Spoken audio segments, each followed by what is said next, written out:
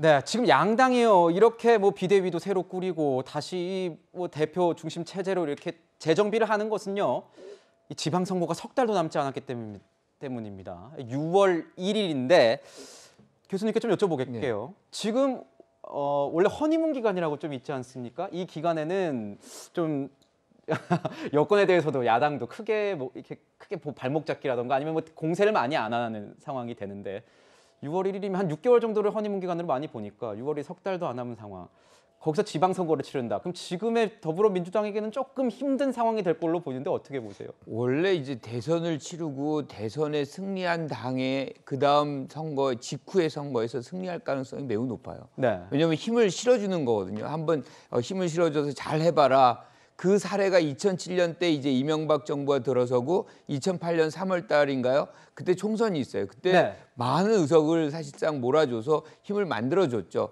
그런데 이번에도 그런 유사한 행태가 나올지 지금 딱 3개월 남은 이 상황인데 지금 이 표 차이가 네. 굉장히 미세하게 났거든요. 그러니까 거의 0.73%, 네. 24만 7천 표 뭐 이 정도인데 사실 이거는 어떻게 보느냐에 따라서 의미를 다시 부여할 수 있는 거예요. 그러니까 이 힘을 몰아주려고 할지 아니면 진짜 견제 심리로 해가지고 민주당에게 줄지는 국민들이 이제 볼 텐데 저는 그 판단을 어디서 할 것인가 저는 여기에 있다고 봐요. 민주당이 약속한 것들을 얼마나 열심히 실천해 나가느냐. 네. 졌지만 이게 하나고 더 중요한 거는 당선인이 약속한 것들을 얼마나 잘 해가 나가느냐. 그러니까 당선인의 태도를 보고 이거 내가 견제해야 되겠는데 네. 아니면 그냥 힘을 한번 몰아줘 볼까?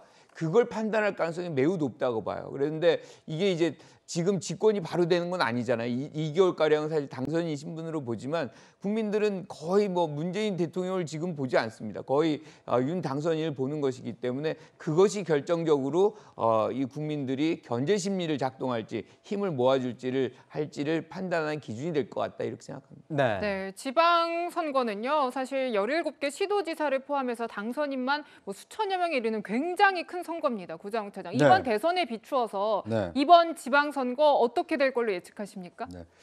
저는 이 윤석열 당선인의 그 인수위 그리고 첫 조각의 이번 지방선거 결과가 크게 영향을 받을 것으로 예상을 합니다.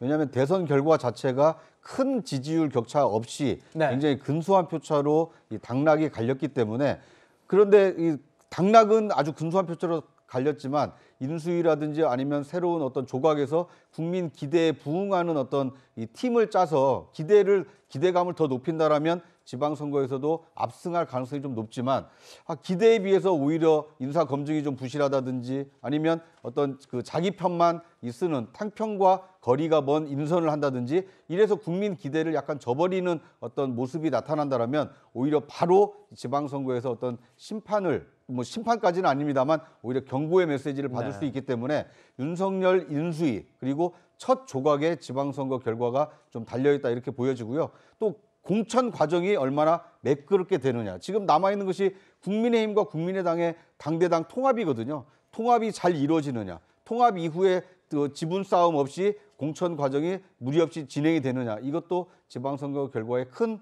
영향을 끼칠 것이라고 봅니다. 대선표를 저희가 분석한 것을 그대로 이제 지방선거에 대입을 하면 윤 당선인이 이 17개 시도에서 10군데에서 이제 승리를 거머쥐었기 때문에 만약에 이 표심이 그대로 간다 이렇다면은 국민의힘이 더 앞서지 않겠느냐 이런 얘기도 좀 뭐 나오고 있는 상황인 것 같습니다. 하지만 뭐 어떻게 될지는 모르죠. 지방선거 아직 뭐 석 달이 짧으면 짧고 길다면 너무 긴 시간이기 때문에 좀 지켜봐야 될 것 같고 지금 뭐 여당이 될 이 국민의힘에서는 여러 사람들이 벌써 나가겠다 이렇게 얘기가 하마평이 나오고 있습니다. 홍준표 의원 같은 경우에는 벌써 뭐 하방이라는 이 표현을 써서 조금 논란이 되긴 했지만 직접적으로 뭐 얘기한 건 아니지만 대구 지역으로 내려가서 대구시장 나갈 가능성이 높다 이렇게 얘기를 하고 있습니다. 가능성 높습니까? 그래서 그 홍준표 전 대표가 이제 그 청문 홍답이라는 게 있잖아요. 거기에서 출마 의사를 좀 밝혀야 되는 거 아니냐 이랬더니 출마 의사를 밝혔다 이렇게 답을 하신 거 보니까 네. 대구시장에 출마하겠다는 결심을 굳히신 것 같고요. 이 부분은 뭐 몇 달 전부터 워낙 대구에서는 소문이 나 있어서요. 네. 그냥 뭐 예상했던 바다 이렇게 예상했다. 되는 것 같습니다. 근데 아마 제가 알기로는 국민의힘과 국민의당이 합당을 하면서 그런 부분 조율 과정이 남아있긴 하지만 광역자치단체장이나 인구가 아주 많은 큰 시장 뭐 이런 기초자치단체장의 경우에도 대부분 당에서는 경선을 원칙으로 하는 것 같습니다. 그게 이준석 대표의 입장이기도 하고 다른 지도부들의 다선 의원들의 생각이기도 해서 네. 이제 뭐 홍준표 전 대표의 경우에도 나오면 경선을 치르셔야겠죠. 당선인의 입김은 전혀 뭐 없다 이렇게 말씀. 그게 아까 말씀하신 것처럼 네. 이렇게 이 지방선거 과정을 국민들이 또 지켜보시기 때문에 네. 저는 기본적으로 이 부분에 대해서는 그냥 경선을 원칙으로 한다 이렇게 입장을 좀 정리가 된 것 같습니다. 네. 네. 그렇군요. 지금 뭐 여러 인물들이 거론이 되고 이미 출마 의사를 밝힌 사람들도 있는데요. 뭐 나경원 전 의원 같은 경우에는 경기지사나 충북지사 후보군으로도 거론되고 있지만 본인은 좀 쉬고 싶다는 입장을 밝혔고 또 이해운 전 의원은 충북지사, 황상무 전 KBS 앵커는 강원지사에 출마하겠다라는 그런 도전 의사를 밝혔는데 유독 국민의힘 쪽에서 활발한 것 같아요. 아무래도 대선 승리를 하면 출마 러시가 옵니다.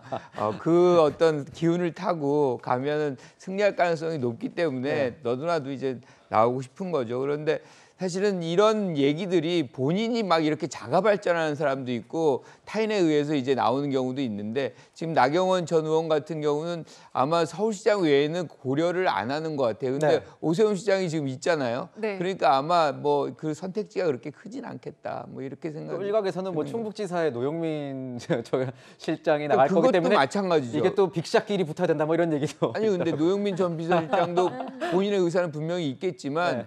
민주당도 당연히 경선해야죠. 그 뭐 전 비서실장이었다고 그냥 공천 받는 게 아니거든요. 그래서 그 과정들을 우리가 좀 지켜볼 필요가 있겠죠. 네, 제가 지금 여기서 보면은 뭐 여당에서도 이렇게 뭐 이제 여당이 될 국민의힘에서도 이렇게 얘기가 나오지만 뭐 야권에서도 벌써부터 후보군들이 나오고 있습니다. 후보군들 저희가 한번 짜봤는데요. 보시죠. 지방선거 앞으로 이렇게 제목을 한번 뽑아봤는데 민주당 내 출마 후보군들 이렇게 있습니다. 서울시장, 경기지사, 전북지사, 경남지사 이렇게 나와 있는데 구장훈 차장께서 보시기에는 어떻습니까? 네. 그러니까 이제 그 뭐 대선은 이제 한 사람만 그 당선자를 결정을 하지만 지방선거는 광역단체장만 해도 17군데고 전국적으로 뭐 223개 그 지방자치단체장, 그다음에 시의원, 도의원, 군의원까지 하면 수천 명을 뽑는 선거이기 때문에 어떻게 보면 전국적인 어떤 정치 신인들의 어떤 등용문과 같습니다. 그러다 보니까 지방 광역단체장을 거쳐서 이제 중앙 정치 무대로 오려는 정치 신인들의 도전이 좀 많을 것 같고요.